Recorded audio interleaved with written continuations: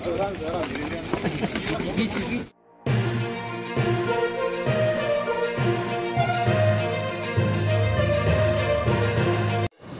तस्करों पर पुलिस की बड़ी कार्रवाई। 5 आरोपियों को धरतबोचा, 238 मवेशियों को मुक्त कराया। 23.80 लाख का माल जब्त। कामठी के बुचड़खाने में बड़े पैमाने लाए जाने की गुप्त सूचना के आधार पर पुलिस ने कामठी में भाजी मंडी स्थित बुचड़खाने पर छापा मारकर 238 मवेशियों को मुक्त कराया। इन मवेशियों को नाले के किनारे टीन के शेड में निर्दयता पूर्वक बांधकर रखा गया था।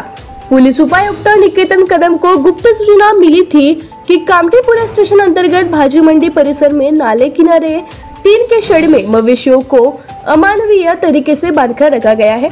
इस सूचना के आधार पर जूना कामठी थाना, नया कामठी थाना, कलमना तथा पारडी थाने के अधिकारी तथा कर्मियों ने दबिश देकर 238 मवेशियों को मुक्त कराया।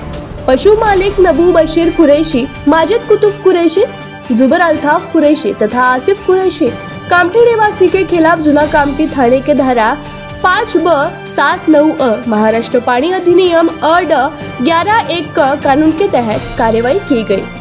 इस कार्रवाई में 23.80 लाख का माल जब्त किया। मवेशियों को कामठी के गौरक्षण में भेजा गया है।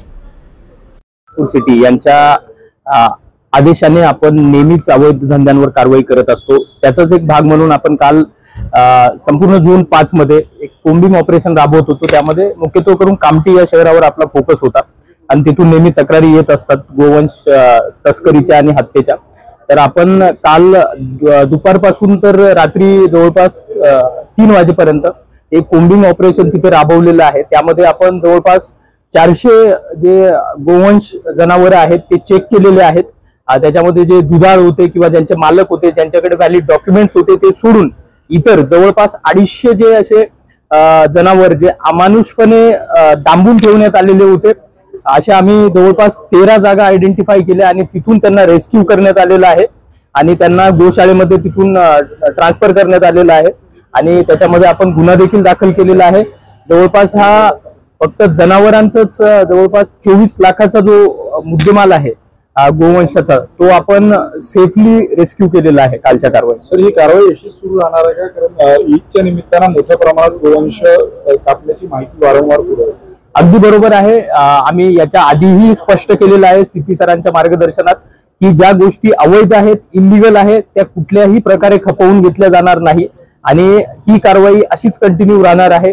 जे कोणी अशा अवैध कारवायांमध्ये स्पेशली आता बकरी ईदच्या अनुषंगाने जर गोवंश हत्या अशा अवैध कारवाईमध्ये जर कुणी सहभागी असेल तर नक्कीच आम्ही ठिकठिकाणी ऑलरेडी नाकाबंदी देखील लावलेली आहे आणि आज रात्री देखील आम्ही विविध ठिकाणी कोम्बिंग ऑपरेशन घेणार आहोत जिथे आम्हाला संशय आहे की अमानुषपणे गोवंश डांबून ठेवण्यात आलेला आहे। सर, काही आरोपींना तडीपार देखील या अनुषंगाने आपण केलेला आहे। नाही, यामध्ये आपण नेहमीच हे जे हॅबिच्युअल ऑफेंडर्स आहेत ते एकाच प्रकारचे गुन्हे करत असतात, त्यांच्यावर विविध प्रतिबंधक कारवाई करत असतो। त्याच्यामध्ये तडीपार आहे आणि हा गुन्हा दाखल केल्यानंतर आपल्याकडे आतापर्यंत 5 आरोपी आयडेंटिफाय झालेले आहेत। त्या 5 आरोपींचा आपण प्रिव्हियस रेकॉर्ड चेक करत आहोत। ते जर प्रिव्हियस रेकॉर्ड मिळून आला तर त्यांच्यावर देखील एक कडक प्रतिबंधक कारवाई नक्कीच केली जाईल। सर, मकोकासारखी कारवाई केली जाणार आहे काय? आणि काल जी कारवाई करण्यात आली आहे ती पालकमंत्री चंद्रशेखर बावनकुळे यांच्याच खरं तर मतदारसंघात कामठीमध्ये झाली।